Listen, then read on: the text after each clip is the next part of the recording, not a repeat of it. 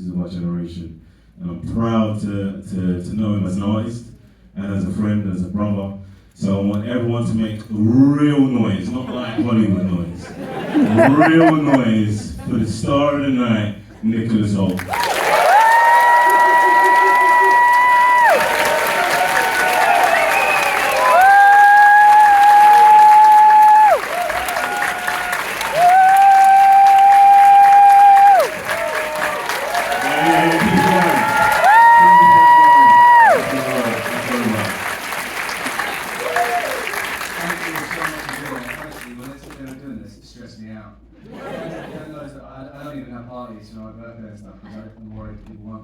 And they said they were doing this, I was like, oh no, that's going to be a disaster. And then a few days ago, I was like, they're selling tickets. And they were like, yeah, it's sold out. I was like, when I came, I saw him, he was like, there's people outside. Like, look, you're really sold out. Play Beast in X-Men, yeah. Yeah, exactly, man. Thanks for being here, and Dan, thank you for being here. It's a pleasure. Bro, first and foremost, just start with Clint. How are you? You right? I'm so jet lagged. I just landed off the plane from London 2 or 3 hours ago, so it's about 5 o'clock in the morning to me. So if I don't sound too coherent, that's why. Yeah, man. So we just watched Jury number 2. How do you feel about it? How do you feel about the film? I'm just going to talk. I've got questions, but you know what I mean. I'm just going to live life. You know what? I'm so relieved that people have had such a nice reaction to the film. I felt, you know, when we started shooting, everyone was talking about how potentially could be Clint's last movie. And you know me, I put a lot of pressure on myself. And so that kind of weighed on me. I mean, I had a lovely time shooting it, but I was always like, aware of that. I was like, it does end up being his last movie, and I'm the lead character in it, like, there's a weight with that. And because I love and respect the man so much, I was like, I want to honour his legacy. So honestly, just huge relief that people responded well to the movie, and like that's like that was a bit of stress I was living with for a while, so that feels good. And the experience of working with someone like that, who is, when you go back through his filmography in terms of the films he acted in, obviously, and the iconic performances he's given, but also all the films he's directed, is just so incredible and so varied as well in his storytelling. But then you sit there and he on set, he's just so relaxed and easy come, easy go, and he really is like he just has a flow about creativity. And he also really trusts everyone on set, the actors, all the crew, and the audience, I think, and that's what makes him special as director. He doesn't ever try and like really hammer home the point. He's like, this is it, simple storytelling. You take what you want from it. Yeah, because I remember it was like maybe a year ago. I asked you like what's it like working with him, and obviously I've heard the thing that he does 2 takes or 1 take. Like, what is that true? Is that true? Is that? Yeah, it's one, maybe 2 takes. How is that? That's a lot of pressure. How is that? It's honestly, how do you prepare for that? Is what it's like for your working day. You know what I mean? It's honestly a weird thing because at first it's really terrifying. Because you always think, or I always think, I'm like, I could probably have done that better. I could probably do better. And then you learn to like let go with it a little bit. And he just goes, he goes, pretty good. And that's it. And they're like, yeah, he goes, yeah. They're like, alright, great. And so you kind of just, you learn to just trust him and give into the process, I suppose, a little bit. I remember like asking him about acting one day. I was like, I'm sat here with Clint, I might as well just ask him how he does it. And he was like, I said, well, how do you act? What do you do? How do you do it? Because it's like, always interesting to hear people's approach and how they prepare whatever. And he was like, you just said, it's an emotional art form. You don't think too much. Like, you get in the way if you do that. So just do, feel. And when you think back to like that, it's so simple, but there's all these other things, like all these other things that get in your way of like making you think when you really shouldn't be in some ways. You should be feeling. So how has that process changed how you view like acting and being on set, like working with Clint and Jury number 2? I mean, I think it's given me it's made me more able to let go, more able to just be like, no, that's not like getting my own head and getting my own way too much. I mean, it's also like to be doing 2 takes, 1 take in the ensemble cast. Like, it's hard because everyone's got to hit there. I mean, it's a rhythm. It feels, there's elements of it. I mean, reminds me of 12 Angry Men. There's elements that feels like a play. So how was that working with the other actors? Like, when you have that, how did you do like extra rehearsals? We did side rehearsals. We didn't tell anyone about it.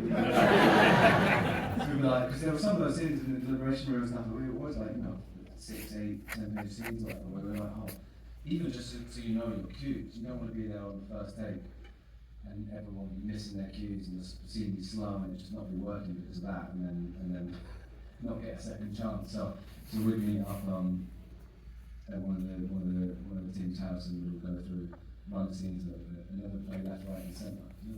What's that? It's like a game we roll dice and you put down dollar bills and you answer to left and right. Yeah, let's play that. I think so, yeah. I never played it before. I won $15 that night. I left it in the park. Can't believe that to return up and take everyone's money. So, let me see if there's any more questions that I can ask from these questions. Oh no, the Toni Collette, amazing actress, you know what I mean? Yeah. And you worked with her in 2002. You worked in 2002 on About a Boy, right? It's 24 years ago. No, that's wrong. That's 22 years ago. I'm maths, I do art. But that's 22 years ago. What was that like? Re-meeting? Like you're like, you know what? We 10 million feet taller. Yeah, it was weird. I really haven't seen her. I've seen her once since then. And we shot that last scene where she turns up at the house. We shot that on our first day. So it was a weird mix of feelings then, because first of all we shot Tony's side, and she was obviously nervous first day, and there was a fly buzzing around her eye. Like one of those little flies you can't really see, but they're there, and she was like, oh, this fly is really ruining this take for me. But also we were like having this weird flashback and forth between us where we were like, you know, you feel like you really know someone. And she was so kind to me when she played my mum and took great care of me. And I was like, so I was looking at her and I was like, I know this person. She is someone who I love and adore, but also she doesn't know this version of me. I don't know her really at all. So there was like this weird feeling of like, I think that added to the emotions that we were having during that moment, during the scenes. Because of that. And also she's just like the most fun, light, like joyful person to have around. So it's just great to be back with her in any capacity. So I was very happy about that. Yeah. One thing I'm like, I think people talk about you, like about this. People talk about this, but I don't hear it spoken about like in the public consciousness or the mainstream media, blah blah blah. But how versatile you are, and how you just flip in these different roles, like from like Tony from Skins and Fury Road. That's where we first met. We met on Skins. And like Daniel was the youngest person ever to have an episode on Channel 4. Yeah, I wrote. Yeah, you wrote. Yeah. Obviously very close to that, but also as like knowing him, he's like one of the most creative people ever. It's really like to try and understand Dan's brain is like, it's wild because the creativity you have in so many different, in just your life, how you live your life, it's inspiring. Thank you, bro. Appreciate it, bro. But like, oh, that threw me. That's sweet. When you listen to him talk, you go, oh, it's not just all. Mine's like all focused kind of on acting. You know, I mean, yours is focused on like the creativity of living, how you live your life, and what you're exploring, directing and writing, and telling stories and everything else, just creating in general, which is cool. Shit. He's deflected, isn't it? That's what he is. He says Nicholas Hoult live, look at what he's doing. I'm not singing or something. Very much like, you know what I mean? That's why I'm Tom Jones. Yeah. But so I want to talk about your prep, right, and how you go into these different spaces, like even the great, like you're doing very different, but it all feels rooted and grounded. You know what I'm saying? And I find it fascinating, especially even like, I think Fury Road, your performance in Fury Road is wild. So can we have a round of applause? It's a kind of like an extraordinary character. It's not a real person. It doesn't feel like a real person. You make him a real person. So what is it? What is your prep like for jury number 2 and the order, and how has it evolved over the years? Prep for jury number 2 wasn't great. For my life, just because it was kind of messed up. Because I finished filming this film called Nosferatu.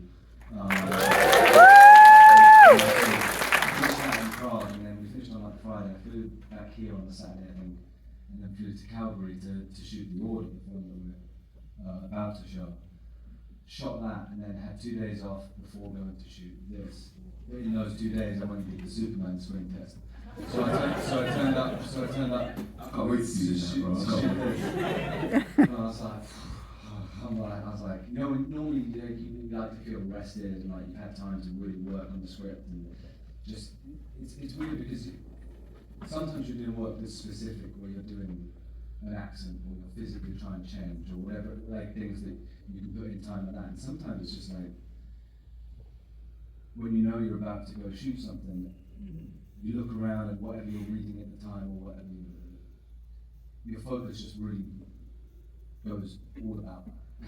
In a way, everything responds and reflects back to that. And I feel like at the beginning, when you first start something, you cast like a really wide net. Like, these are all the ideas that could possibly go into this, and all the inspiration possibly, and then gradually it like filters down to that first day where it's like, right, well now I'm on set and I've got to just do something, and hopefully all that is rattling around somewhere in my brain and influences it in a good way. Is there anything that you keep a hold of, like a way of access into a character that you keep when you have like 2 days or a couple of days? Is there any way that you kind of? It depends. If there's an accent, and sometimes depending on the accent, you'll find like a phrase within like a piece of the text, and you go, oh, that's. So in this next in the order, there's like a speech I give at one point, and that I found a recording of the real Bob Matthews, and the opening lines of that would become a thing that I'd use in the morning to kind of get into that voice and the accent. But also, and more importantly than all that, I think it comes back to, because you were talking about Fury Road, George Miller taught me something really important in that. In the audition for that, it was like a 4-hour audition, screen test sort of thing. And there was one part of it which was just observation. And I think that's one of the things that before we'd start a take, for 20 or 30 seconds, he'd be like, just focus on the other person. And that was something that I've always carried with me. Whenever I started to think about like, again, getting in your own head and getting in your own way, just look at the other person in the scene, focus on them and the effect that you're having on them or they're having on you, and make it about that, and that kind of stops you from trying to do too much stuff yourself, I suppose. And the next film you're about to watch is The Order, which is out today. So what was your process into that? Because that's dark. It's dark, like, how do you not lose yourself in when you're like having to believe? Because I felt, it's not a spoiler, I felt you brought so much humanity to it, which is so difficult. Do you know what I mean? It's like an incredible performance. So how do you go there with someone that is that way inclined? Do you know what I mean? Yeah, it's tough when you first start looking at characters like that, because they're opposed to everything I believe and think, and that their ideology is so horrible. One of the main things, I suppose, was Justin Kurzel, the director of that movie I'd worked with before, and had a really good experience with. And I trusted him. He has a way of taking really dark subject matter and looking at it with an understanding. He's looking at that, not with empathy necessarily, but with an understanding where he goes, all right, well, let's really explore this and not just go, right, good and bad. And I think that's something, particularly nowadays, I think is important, because there's such huge divides between many different groups. And I think it's really difficult for people to look at opposing factions of any sort and believe that they could ever have been that. Does that make sense? There's like, and I think when you go back and research a character like this, you have to plot, right, where are all the little things that push them into that? And you realise that there's not always clear things, but it's just this build up of tiny things and falsehoods that suddenly push them into this crazy ideology, but it also, in their minds, a lot of the time, it doesn't come from a hateful place. It comes from the love of their own. Yeah, you have to find love in it. Which is that was kind of one of the keys for me with him, was like this, and with how it was written the script and kind of the research I did for him. He was all about family and community and all these things, which, you know, if it wasn't for the other disgusting side of his psyche and personality, that would be lovely things to be around. Yeah, so research was weird because, you know, I went and read all the books that he would read, and physically he had to stop drinking because he didn't drink, and he was really fit and active, so I was trying to be really fit and active, and then just in the director sent like these this manifesto. Yeah, so he sent us these things like tasks to do to kind of feel more like a character, and he was like planning bank robberies. So I was like sitting around sketching out. I've got a book of bank robberies. Which bank was the first one? Which bank? I don't know, it was like one of the ones that was in the film. I can't remember what it was called. It was from the 80s. And I was like, I'm going to pull up here in the car. And I'll jump out. And it's so silly. Never worked. Maybe it would. Maybe that's what you have to tell people in public now. Yeah. One that says, no, I'm really, really rich. So yeah, it's all little things like that. And then when going there, like creating a community with the guys that were in like the order group, singing and fishing, like cooking meals together. There's just all these things that kind of hopefully add up to then being on set, feeling like you don't have to perform, that you inhabited it enough that. What was it like on set? Because I thought Justin Kurzel's films are very like they've got this dark soul to it. You know what I mean? This is like a dark soul air to everything he does. Was the sets different? Where is that mood coming from? Is that on set, or is it just, or is it the rhythm of the writing, or is it how? It's weird. I thought the first time I went to work with him, I thought I'd go in and I was like, where's the movie? Oh, this is going to be intense, it's going to be long. But then I remember being on set, this is in True History of the K Gang, I was sat there in just socks, naked with a pipe on a sofa doing a scene with George Mackay. And then Justin just called, I could hear him like over like from the next room, and he'd call out things, and he'd be giggling, he'd be like, Nick, why don't you ask if he wants to kiss you? Like these things that weren't in the script. But he'd just be like, there's a likeness to how he works, and like fluidity of it, where you kind of just go, oh, he's not searching for the darkness. And even in the scenes in this, where it's like, oh, I think that's the great thing about him as a director, is he does play away from the expected with each beat, moment, and character, and also he gets a lot of variety. So you'd sit there, and, you know, you do the scene, and you'd be like, right, do it again, but this time don't say any of the lines. You know, you think them, you can try and express them to the other person the same, but you're not going to say anything. And then improvise a lot, and then kind of, yeah, so you set and like, I don't know, that scene's going to be like really fun and charming, or if it's going to be like terrifying and cold, or what it's going to be. So I like leaving like that, where you go, right, he's got a lot of stuff that you can mix and match in the edit to make it work. One thing I've noticed about your career, like you've worked with a lot of British icons, like Hugh Grant, Jude Law in Order, and Colin Firth. What? How is that? How's it done for me? Not for you. How is that? Is that alright? Dude, I've got to say, Jude and this, because like, you know, Jude's great. Jude was great. Like, Jude was, the holiday was on in my house like every Christmas. But like also I remember seeing AI when I was pretty young and blown away by that, and Mr. Ripley, all these movies he's done, he's so good and so talented. And this, for me, him in this movie, we were kept apart. We didn't meet each other for the first 3 weeks of filming. Justin wanted us to stay separate. Until we meet in the film, we hadn't met. Which was fun, because then that day on set was kind of a little bit of adrenaline and heightened emotion about being around him. But I mean, he's wonderful, and I think this is one of his best performances ever. I was blown away. I saw the film, what he did. I think it's completely transformed. But those icons, those British icons. They're British and iconic, isn't it? You know what? They've all got really good senses of humour. That's the thing that draws all of them together. They're very like self-deprecating and very funny and witty and dry. And that's always fun to be around. Alright, so then, audience, Any questions? Any word? I like your hat. You and then, yeah, New York hat. Let's talk.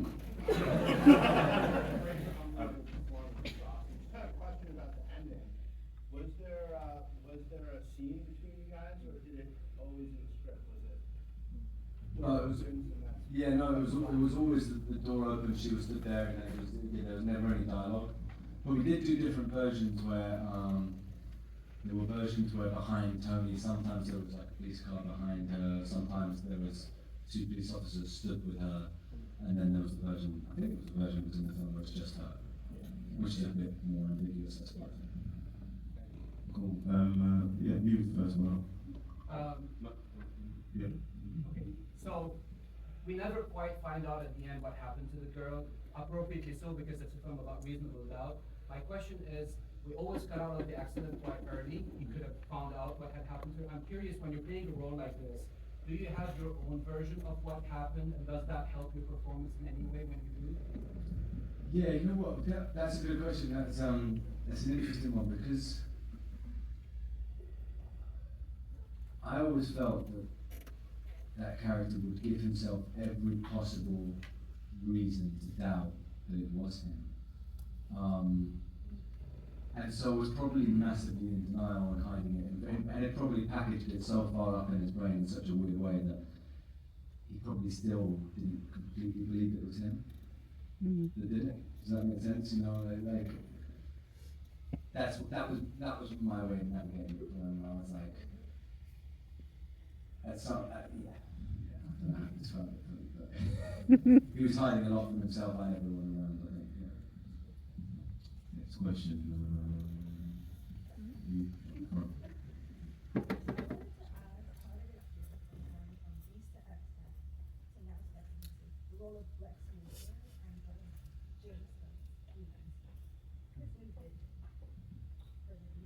The question for the people that are hearing back is what's it like going from Beast to X-Men to the Lex Luthor, Superman, James Gunn? Very different characters, I suppose. But I learned so much doing the X-Men because again, that was like we spoke a lot about how our 20s were like a time for us to learn as actors. So the X-Men movies was awesome because we had James McAvoy, Fassbender, Hugh Jackman, one of them, all these amazing actors around that I could watch and be like, oh, how are people doing it? What are they doing? And that kind of rubbed off on you, even if you're not always studying, you just kind of take in what it is that they do. So now I feel like, I don't know, there's a little piece of it now, a little bit older, going into playing Lex with these different roles, where I'm like, oh, you've kind of had your time to get information and learn to craft a little bit, and now let's push with it, let's explore, and let's sound weird, but let's go for it. Very brave actors. Let's go for it. So that's what I felt after the set to play Lex. Next question. You there? Yes. You mentioned, this is obviously, I think a lot of us was kind of thinking Yoda, about how dark it was and how you shot basically all your films right now in close succession. Did you find it almost easier to do the Yoda and get into that headspace having just completed NOSFERATU, which is, by the way, one amazing, but also so intensely dark? Or was going between 2 rather dark films almost damaging? I think, you know what, I think Robert Eggers is such an incredible director, and he's so specific with performance. I really felt like I'd gone through like an acting masterclass doing NOSFERATU with him. And I also loved that was one of the things about doing that movie I was excited about, because I always loved the performances in his movies. So selfishly I was like, oh, I just want to see what he does on set to capture those and how he gets them out of people. So I felt walking away from that movie like I'd improved a lot. And you know, it's kind of like, I don't know if you feel this, but it's kind of a confidence game a little bit. Yeah, it is. Like when things are going well, it kind of helps you, like even when things then maybe don't work out, like you have the confidence to figure out what you need to do to fix the thing, and when, so it's coming from something that you feel good about and with a great director that gave you confidence and you feel like you've improved, that gives you confidence going into the next thing and so on and so forth. So it's kind of a little bit of that. Next question.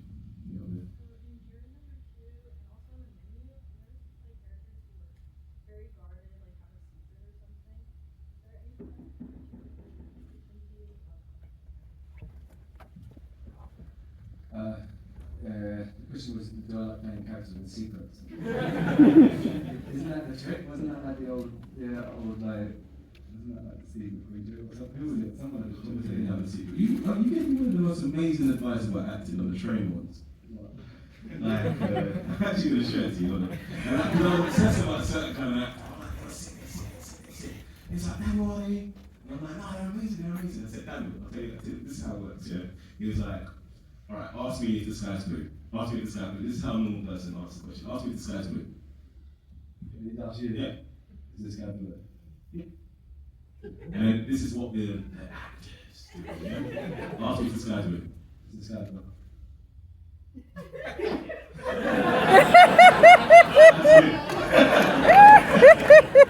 Little trick. But yeah, I don't know why I got to that point.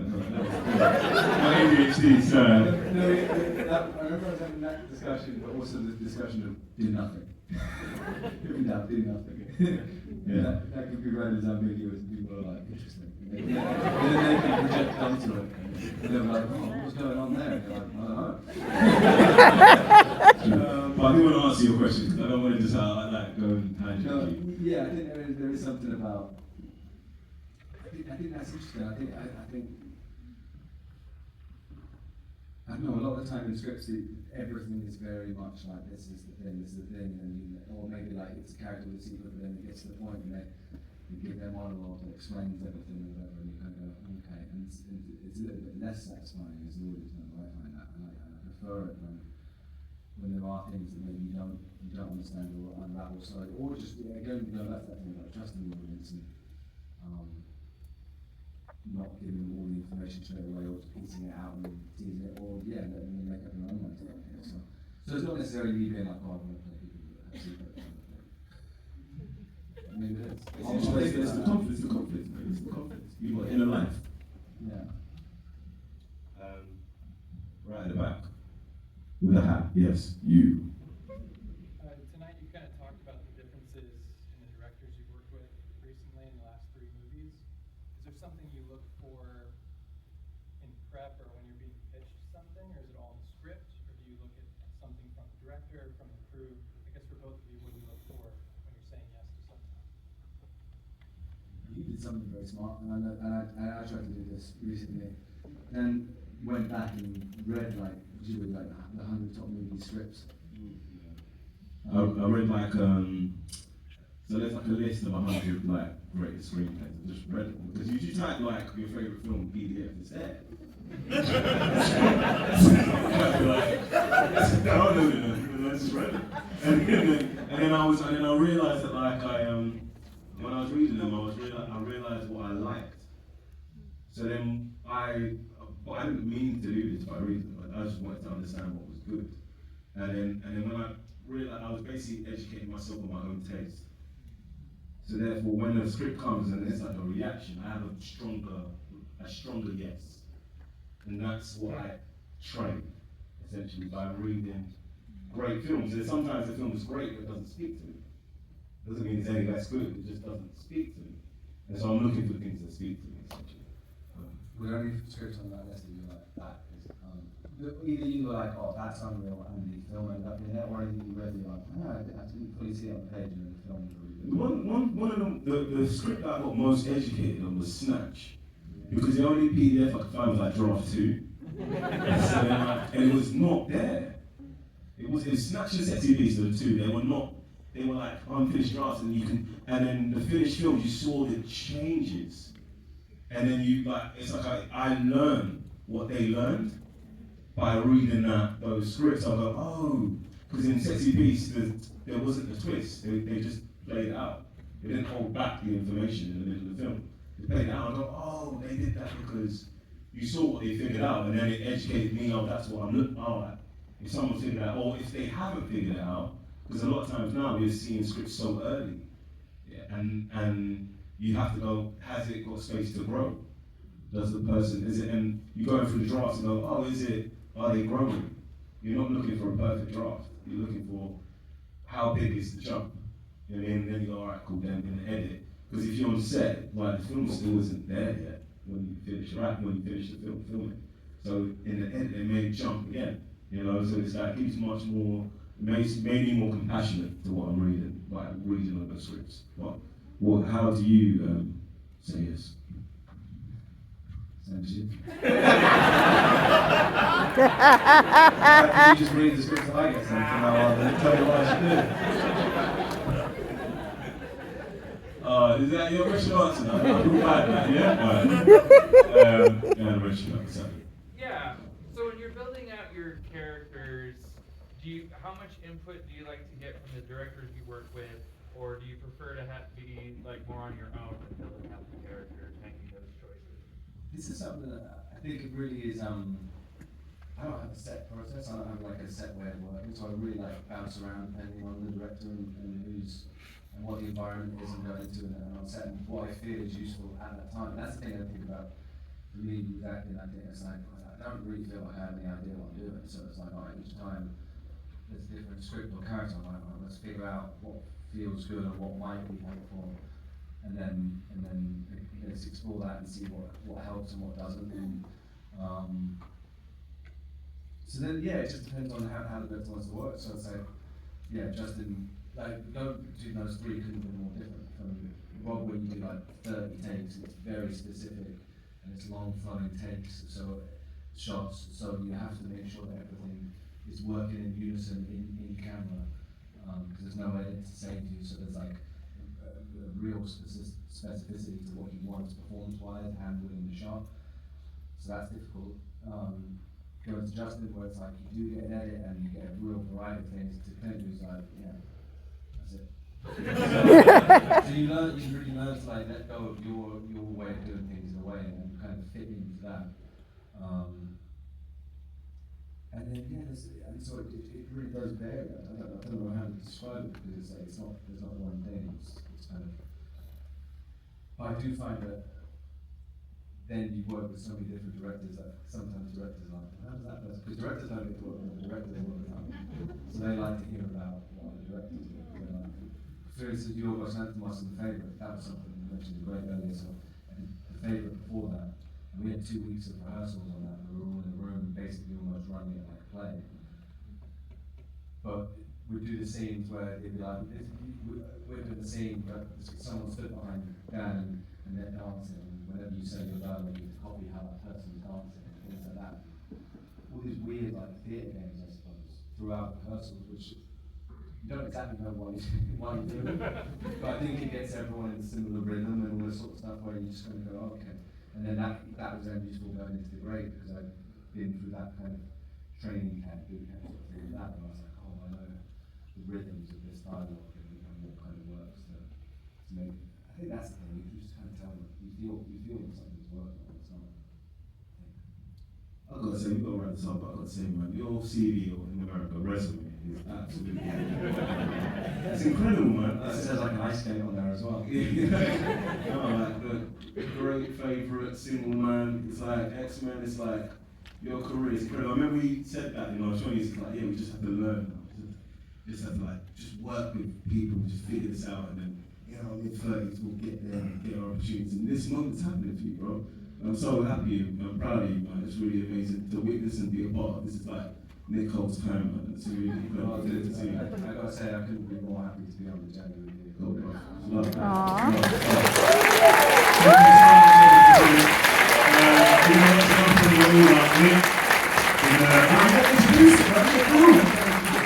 This is the order. I'm going to say that and hopefully you'll stay and watch it. I'm really proud of it.